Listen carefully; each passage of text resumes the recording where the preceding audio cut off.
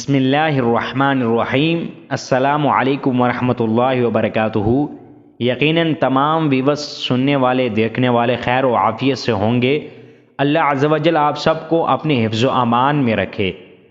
حدیث کا مفہوم مبارک حضرت عبداللہ بن عمر رضی اللہ عنہ راوی ہیں کہ رسول اللہ صلی اللہ علیہ وسلم نے فرمایا، جب تم میں سے کوئی جمعے کی نماز پڑھنے آئے تو اسے چاہیے کہ غسل کر لے۔